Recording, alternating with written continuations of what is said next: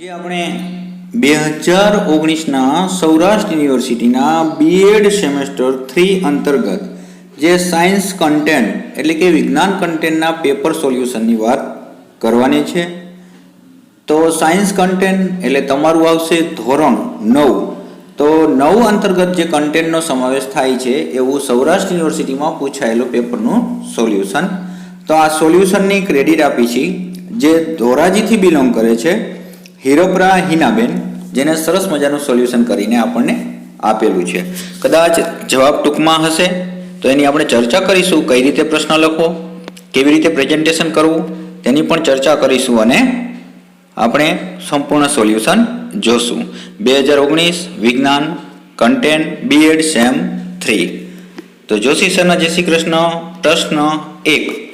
નીચે દર્શાવેલા દરેકને સમાંગ કે વિસમાંગ મિશ્રણમાં અલગ કરો.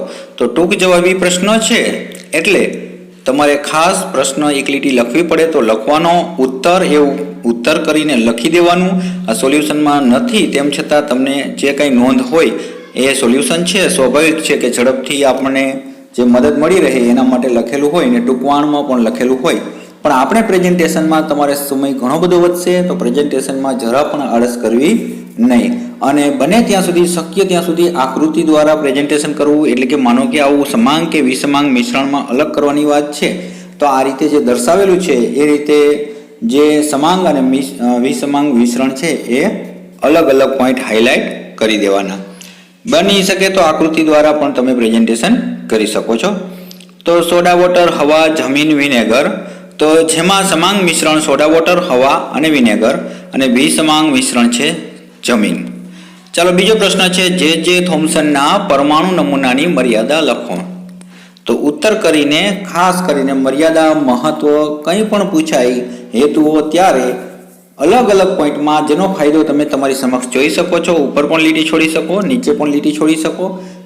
જે પોઈન્ટ છે અલગ અલગ દર્શાવો જેથી તમારું પ્રેઝન્ટેશન પણ સારું લાગે. તો થોમસનો પરમાણ્વીય નમૂનામાં ઘન અને જે ઋણ વીજભારનો એટલે કે ધન અને ઋણ વીજભારની ગોઠવણી સાચી દર્શાવી ન હતી, કારણ કે વિરુદ્ધ વીજભાર એકબીજાને આકર્ષી એકબીજામાં ભળી જવા જોઈએ. થોમસે દર્શાવેલી ગોઠવણી જુદા જુદા તત્વોના અલગ અલગ રાસાયણિક ગુણધર્મો સમજાવી શકતા નથી. અન્ય વૈજ્ઞાનિકો દ્વારા થયેલા પ્રયોગના પરિણામે થોમસનો આણ્વીય નમૂનો સમજવો શક્ય નથી. તો આપણે એના વખાણ નથી કરવાના પરંતુ નિંદા કરવાની છે અને આની જ જગ્યાએ મહત્વ આવે તો એના વખાણ કરવાના છે. ચાલો ત્યાર પછી નેક્સ્ટ, ઉભયજીવી એટલે શું? ઉભયજીવી વર્ગના લક્ષણો જણાવો. તો પહેલા તો પ્રેઝન્ટેશન કરવાનો ઉત્તર લખીને. ઉભયજીવી એટલે જે ડિંભવસ્થા પ્રાણીમાં અને પુખ્તાવસ્થા પ્રાણી અને જમીન બંને જગ્યાએ રહી શકતા પ્રાણીઓ. તો એવા પ્રાણી કે જેમાં પાણી હોય તો ભલે, જમીન હોય તો ભલે, બંને જગ્યાએ એ રહી શકે એને કહેવાય ઉભયજીવી. જેમ કે ત્વચામાં આપણે જોઈએ એના લક્ષણોના સંદર્ભમાં તો શ્લેષમ ગ્રંથિઓ ધરાવતી ચીકણી હોય છે. બાહ્ય કંકાલ તો ભીંગડા તેમજ અન્ય બાહ્ય કંકાલ હોતું નથી. હૃદય તો 2 કર્ણક અને 1 છેપક ધરાવતું ત્રિખંડી હોય છે. શ્વસન તો ડિંભવસ્થામાં ઝાલરો દ્વારા અને પુખ્તાવસ્થામાં ત્વચા અને ફેફસા વડે શ્વસન થાય છે. ઉત્સર્જન તો ઉત્સર્જન કાર્ય માટે મૂત્રપિંડ ધરાવે છે. તો જે બાબતો તમે ખાસ જે કંઈ લક્ષણો સંદર્ભે લખો તો એરો કરો, પોઈન્ટ કરો, સ્ટાર કરો, તમે અલગ અલગ દર્શાવી શકો છો. વચ્ચે એક એક લીટી વચ્ચે એક એક લક્ષણ વચ્ચે જગ્યા પણ છોડો તો તમને એ પણ ફાયદો થશે. પ્રેઝન્ટેશન જેમાં કહેવાય ને કે ક્વોલિટી અને ક્વોન્ટિટી બળે જળવાઈ રહેશે, કારણ કે આપણને ખબર છે પેજ ભરવાનું પણ મહત્વ એટલું જ રહેલું છે. જીવવા માટે પાણીની આવશ્યકતા કેમ છે? તો સજીવ કોષોમાં કે શરીરમાં થતી બધી જ જૈવિક ક્રિયાનો પાણીની હાજરીમાં થાય છે. જીવન માટે અગત્યના પદાર્થોમાં પાણીમાં દ્રાવ્ય સ્વરૂપમાં સજીવ શરીરના એક ભાગથી બીજા ભાગ સુધી વહન પામે છે. બધા સજીવોએ જીવિત રહેવા દેહમાં પાણીની નિયત માત્રા જાળવી રાખવી જરૂરી છે. જળચર સજીવોના વસવાટ માટેનું માધ્યમ પાણી છે. માટે પાણી એ પ્રાથમિક આવશ્યકતા હોવાથી જીવવા માટે પાણીની આવશ્યકતા રહે છે. કારણ કે આપણને ખબર છે કે જીવવા માટે આપણું જે શરીર બનેલું છે તેમાં પણ આપણે 70% નો રેશિયો પાણીનો રહેલો છે. ચાલો ક્વેશ્ચન 2, નીચેના પ્રશ્ન ટૂંકમાં ઉત્તર આપો. એટલે કે એવા ક્વેશ્ચન છે કે જે ટૂંકનોંધ સ્વરૂપે વર્ણન કરવાના છે. સોનારની કાર્યવિધિ તથા ઉપયોગનું વર્ણન કરો. તો સામુદ્રિક શાસ્ત્રના અભ્યાસ ધ્વનિના પરાવર્તનની ઘટનાનો ઉપયોગ કરવામાં આવે છે. સોનારનું પૂર્ણ નામ સાઉન્ડ નેવિગેશન અને રેંગિંગ છે. સોનાર પદ્ધતિની મદદથી પાણીમાં ઊંડે રહેલા વસ્તુઓનું અંતર, દિશા તથા વેગ માપવા માટે જે પરાધ્વનિ તરંગોનો ઉપયોગ થાય છે. સોનારમાં એક ટ્રાન્સમીટર અને એક રિસીવર હોય છે, જેને કોઈ નાવ અથવા જહાજમાં આકૃતિમાં દર્શાવ્યા પ્રમાણે લગાડવામાં આવે છે. તો ખાસ તમે આકૃતિ છે તમારું પ્રેઝન્ટેશન તમને માર્ક કવર કરવામાં ખૂબ મદદરૂપ થશે. આકૃતિમાં જરા આળસ ન કરતા સ્કેલનો ઉપયોગ કરો, પેન્સિલનો ઉપયોગ કરો, કાળી પેનનો ઉપયોગ કરો, પણ એમાં તમે એકદમ કહેવાય સાદા શબ્દોમાં કે વેઠ ન કાઢતા. તમે જોઈ શકો છો, આપણને ખબર છે સામાન્ય એવી આકૃતિ હોય તેમ છતાં દર્શાવવાનું કે આ જહાજ છે, પાણીની સપાટી છે, રિસીવર છે, સમુદ્રના તળિયું છે અને ટ્રાન્સમીટર છે. બરાબર છે. તો આ બાબત ખાસ મહત્વ ધરાવે છે તમારા માર્ક કવર કરવામાં. અને માર્ક કવર તમારા જે ટેટ ટાટ જ્યારે ભરતી હશે ત્યારે ખૂબ જ ઉપયોગી બનશે. ટ્રાન્સમીટર પરાધ્વનિ તરંગ ઉત્પન્ન કરી પ્રસારણ કરે છે. આ તરંગો પાણીમાંથી પસાર થઈ સમુદ્રના તળિયે રહેલી વસ્તુઓ સાથે અથડાઈને પરાવર્તન પામી રિસીવર દ્વારા નોંધાય છે. રિસીવર પરાધ્વનિ તરંગોને વિદ્યુત સંકેતોમાં બદલે છે, જેની યોગ્ય રીતે ચકાસણી કરી શકાય છે. આમ તેની મદદથી વસ્તુના આકારની ગણતરી કરી શકાય છે. ધારો કે ટ્રાન્સમીટર અને રિસીવર વચ્ચેનો સમયગાળો ધન છે તથા સમુદ્રના પાણીનો વેગ v છે, તો તળિયે રહેલી વસ્તુની જે દૂરી સેકન્ડ એટલે કે 2d છે. તો 2d બરાબર v ઇક્વલ ટુ t અંતર એટલે કે બરાબર વેગ ગુણ્યા સમય. તો તમે જોઈ શકો છો કે અહીંયા વેગ ગુણ્યા સમય છેદમાં 2. તો આ જે રહેલી છે એ વિધિને ઇન્કોરેજિંગ કહેવામાં આવે છે અથવા ઇકો રેન્જિંગ કહે છે. તમે નામ જે રીતે યાદ રહે એ રીતે રાખી શકો છો. સોનાર ટેકનિકનો ઉપયોગ ઊંડાઈ જાણવા તથા પાણીની અંદર રહેલા પહાડો, ખીણો, સબમરીનો, હિમાશિલાઓ, જે ડૂબેલા જહાજો વગેરેની જાણકારી મેળવી શકાય છે. જે આપણે કહી શકાય કે આ જ રીતે અંધારી રાત્રિએ જે ચામાચીડિયા છે એ અથડાયા વગર ઉડે છે અને શિકાર પણ જે ઝડપથી થાય છે. ત્યાર પછી બોહરનો પરમાણુ નમૂનો સમજાવો. તો બોહરનો જે આ રહેલો છે પરમાણુ નમૂનો તે સમજાવવાની વાત છે. સરસ મજાની આકૃતિ દ્વારા દોરી શકો છો, જેનાથી તમને ખબર પડે કે તમારે લીટી કવર 4, 5, 6, 7 લીટી તો આમ જ આકૃતિમાં જ રોકાઈ જાય, જેનાથી આપણને ફાયદો થાય ક્વોન્ટિટી અને ક્વોલિટીનો.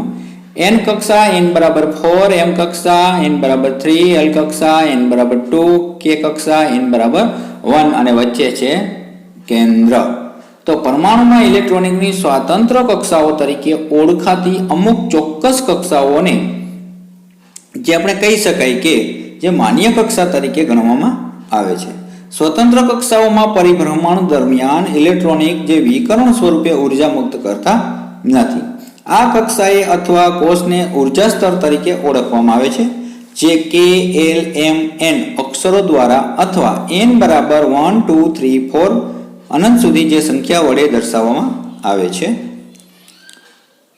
જેમાં ભૂમિ નિર્માણ માટે સૂર્યપ્રકાશથી પાણી અને પવન મહત્વનો ભાગ ભજવે છે તેના વિશે સમજાવો.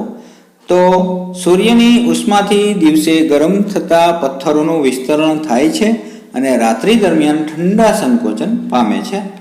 પરિણામે પથ્થરોમાં તિરાડો સર્જાય છે. આ તિરાડોમાં પાણી પ્રવેશતા તે પહોળી થાય છે. ઝડપથી વહેતું પાણી પથ્થરોના નાના મોટા કણોને નીચે લઈ જાય છે. ત્યારે આ કણો પથ્થરો સાથે ઘસાઈ નાના કદમાં થઈ જાય છે અને ભૂમિ કણોમાં ફેરવાય છે અને નાના કણોનું નિર્માણ થાય છે. આમ ભૂમિ નિર્માણમાં અજૈવિક પરિબળો પથ્થરો પર વિઘટક અસરો સર્જીને ભૂમિ કણો નિર્માણ કરે છે.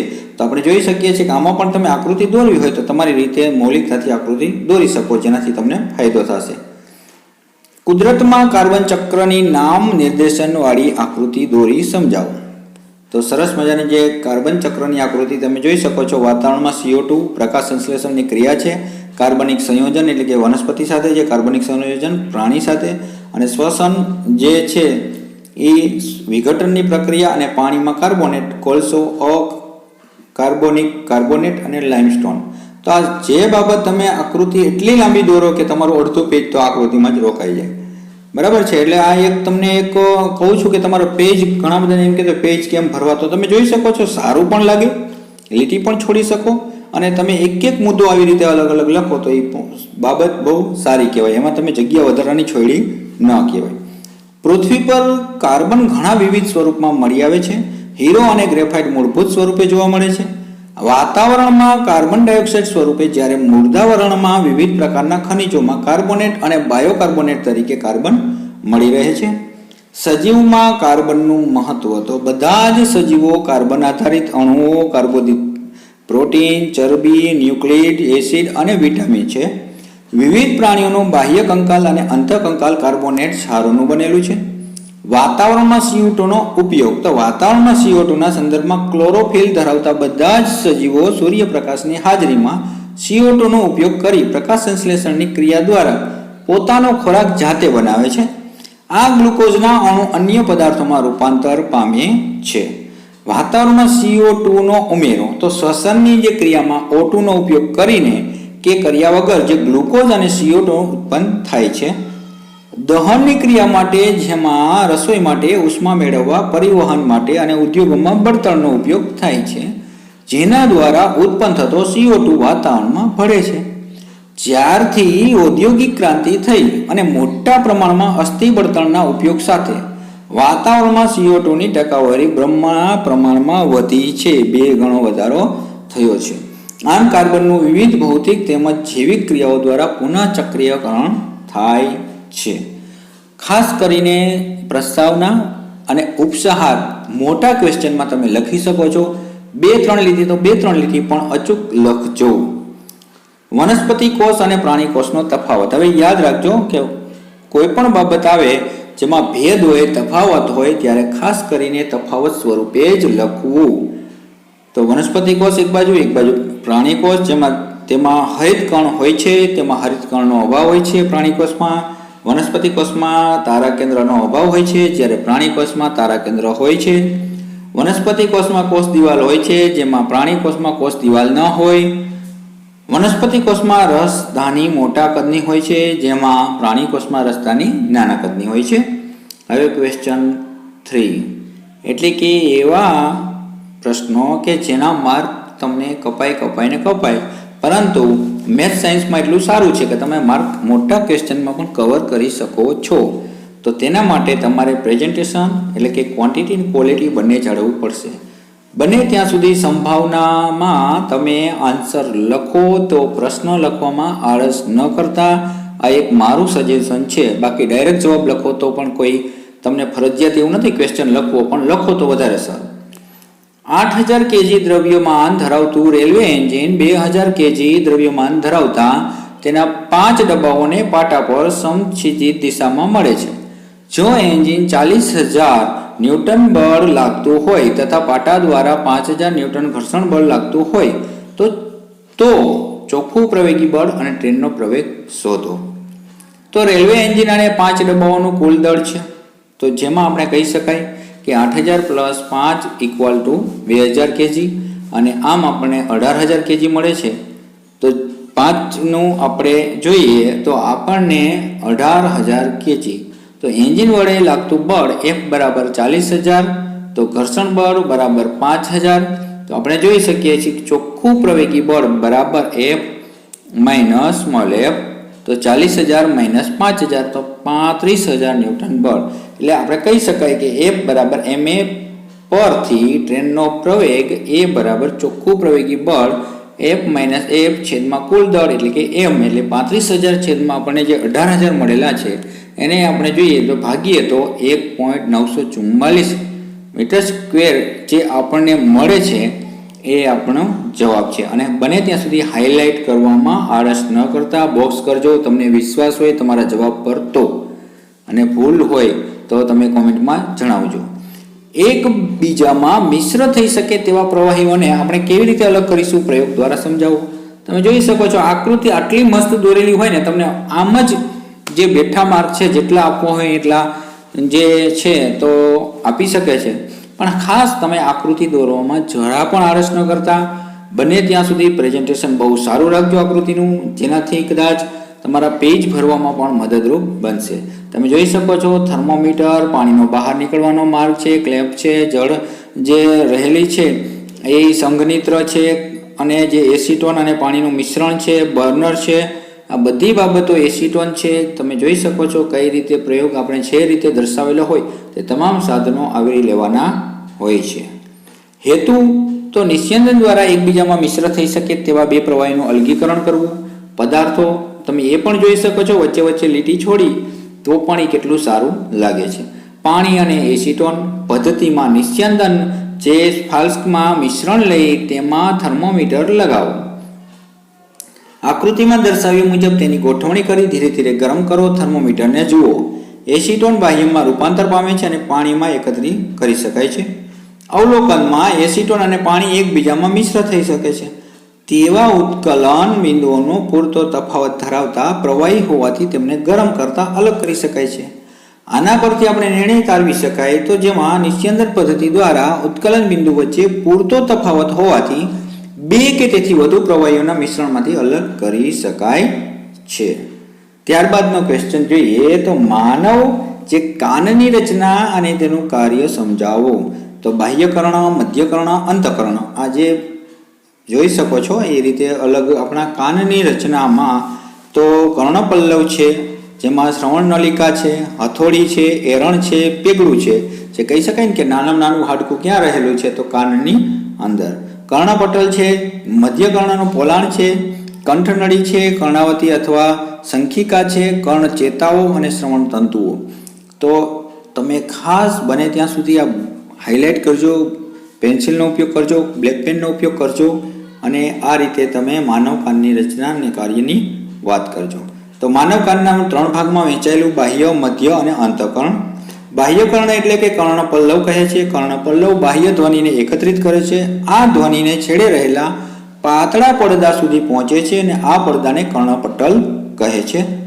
ધ્વનિ પ્રસરણને લીધે જ્યારે કર્ણપટલ જે આગળ સંઘનન રચાય છે ત્યારે પડદા પર બહાર લાગતું દબાણ વધી જાય છે. તેથી કર્ણપટલ અંદર તરફ ધકેલાય છે અને વિઘનન દરમિયાન બહાર તરફ ધકેલાય છે. આમ કર્ણપટલનું કંપન થાય છે.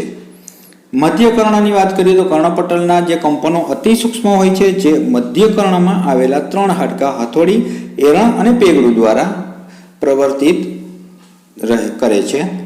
અંતકર્ણની વાત કરીએ તો આવેલ કંપનોને વિદ્યુત સંકેતમાં ફેરવે છે. આ વિદ્યુત સંકેત શ્રવણ તંતુઓ વડે મગજ સુધી પહોંચે છે અને મગજ દ્વારા ધ્વનિનું સંશ્લેષણ થાય છે. તો આ બાબત ખાસ તમારે જે તમે કીધું એ રીતે તમે ઉપર લીટી, નીચે લીટી છોડી શકો, હાઇલાઇટ કરી શકો છો, અંડરલાઇન કરી શકો છો, તે તમે જોઈ શકો છો. ઉદાહરણ સહિત સમજાવો. પરમાણ્વીય ક્રમાંક અને સમસ્થાનિકો. તો પરમાણ્વીય ક્રમાંક તો કોઈ પણ તત્વના પરમાણુના કેન્દ્રમાં રહેલા પ્રોટોનની સંખ્યાને પરમાણ્વીય ક્રમાંક કહે છે. પરમાણ્વીય ક્રમાંક Z વડે દર્શાવવામાં આવે છે. Z બરાબર કેન્દ્રમાં રહેલા પ્રોટોનની સંખ્યા એટલે કે P, કેન્દ્રની ફરતે પરિભ્રમણ કરતા ઇલેક્ટ્રોનની સંખ્યા. દાખલા તરીકે હાઇડ્રોજન માટે Z બરાબર 1 છે, કાર્બન માટે Z બરાબર 6 છે. કોઈ એક તત્વના બધા જ પરમાણુ માટે Z સમાન જ હોય છે, હંમેશા એ ધન હોય છે. સમસ્થાનિકોની વાત કરીએ તો કુદરતમાં અમુક એવા તત્વો અસ્તિત્વ ધરાવે છે જેઓના પરમાણ્વીય ક્રમાંકન સમાન પરંતુ દળાંક અસમાન હોય છે. દાખલા તરીકે હાઇડ્રોજન પરમાણુ 3 પરમાણ્વીય ઘટકો ધરાવે છે. તો જેમાં H1 છે તો 1H1A, 12H અને 13H. તો તમે જોઈ શકો છો કે જે હાઇડ્રોજનના 3 પરમાણુ ઘટકો રહેલા છે તે અલગ અલગ રીતે દર્શાવેલા છે. તો જેના અંતર્ગત આપણે કહી શકાય કે દરેક પરમાણ્વીય ક્રમાંક 1 પરંતુ દળાંક અનુક્રમે 1, 2, 3 છે. કાર્બન તો આપણે જોઈ શકીએ છીએ એમાં પણ કાર્બનના અંતર્ગત 6C જે 12 અને 6C 14. ક્લોરીનમાં પણ આ રીતે જોઈ શકીએ છીએ, બરાબર છે કે Cl 35 અને Cl 37. આમ સમસ્થાનિકોમાં રાસાયણિક ગુણધર્મો સમાન હોય છે પરંતુ ભૌતિક ગુણધર્મો જુદા જુદા હોય છે. વેગમાન સંરક્ષણનો નિયમ લખો અને સાબિત કરો. તો ઉત્તર આપણે જોઈ શકીએ છીએ કે જેમાં અથડામણ પહેલા જે આપેલો છે એ અને બી અને જે વેગમાનના સંરક્ષણના નિયમમાં પહેલાની ઘટના અને ત્યારબાદ અથડામણ બાદ એટલે કે નીચેની જે આકૃતિ દ્વારા એ અને બીમાં અથડામણ બાદ જે બનેલી ઘટના છે તે તો અથડામણ વખતે જે થાય છે તો એરો છે એ આપણે જોઈ શકીએ છીએ સામસામા જે અથડાય છે એ અને બી બંને. તો આ રીતે આકૃતિ દ્વારા દોરીને સમજાવી શકો છો કે ધારો કે બે પદાર્થો જેમના દળ અનુક્રમે MA અને MB છે તે સુરેખ પથ પર એક જ દિશામાં MA અને MB જેટલા અલગ અલગ વેગથી ગતિ કરી રહ્યા છે, જેમાં બે દડા એકબીજા સાથે આકૃતિમાં દર્શાવ્યા મુજબ અથડાય છે અને અથડાતા દરમિયાન દડા A દ્વારા દડા B પર લાગતું બળ એટલે કે FBA અને દડા B દ્વારા દડા A પર લાગતું બળ એટલે કે FAB અને અથડામણ બાદ દડા A અને B બંનેના વેગ અનુક્રમે VA અને VB છે. આમ અથડામણ પહેલા દડા A નું વેગમાન PA બરાબર MA રહેલું છે, જેમાં દડા B નું વેગમાન PB બરાબર MB રહેલું છે. કુલ વેગમાન જો PI બરાબર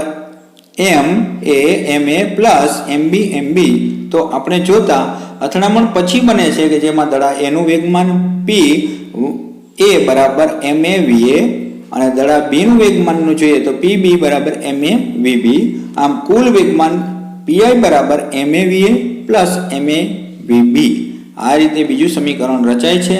અને હવે T એટલે સમયમાં એ દડાના વેગમાનમાં થતો ફેરફાર જોઈએ તો PA માઇનસ PA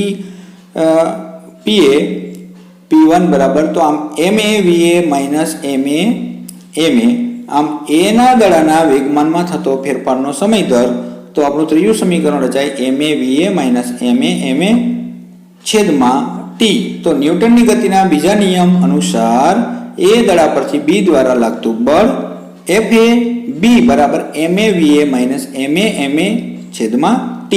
આ જ પ્રમાણે B દડા પર જે A દ્વારા લાગતું બળ તો FBA બરાબર FBVB માઇનસ MA છેદમાં T. આમ 4 ના અનુસાર ન્યૂટનના ગતિના ત્રીજા નિયમ અનુસાર જોઈએ તો FAB બરાબર માઇનસ FBA તો MA માઇનસ MA છેદમાં સમય એટલે કે T બરાબર માઇનસ MBVB છેદમાં માઇનસ MBVB છેદમાં T એટલે કે સમય.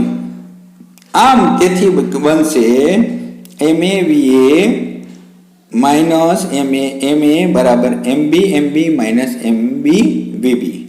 તેથી MA પ્લસ MBVB બરાબર MA પ્લસ MB. આમ અંતિમ કુલ વેગમાન P1 બરાબર પ્રારંભિક વેગમાન 2. આથી જ્યારે દડાઓ પર કોઈ બાહ્ય બળ લાગતું ન હોય તો તેમનું કુલ વેગમાન બદલાતું નથી એટલે કે તેનું સંરક્ષણ થાય છે. નિયમ બાહ્ય અસંતુલિત બળની ગેરહાજરીમાં બે પદાર્થોની આંતરક્રિયા દરમિયાન અથડામણની ઘટના બે પદાર્થોનું કુલ વેગમાન અચળ રહે છે અથવા તેનું સંરક્ષણ થાય છે. તો આ હતું આપણે science content standard 9 B.Ed semester 3 અંતર્ગત તમને ખૂબ ઉપયોગી નીવડશે 2019નું પેપર સોલ્યુશન.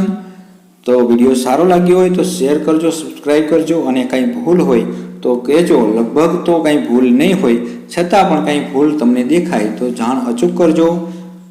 જોશી સરના જય શ્રી કૃષ્ણ. આવજો.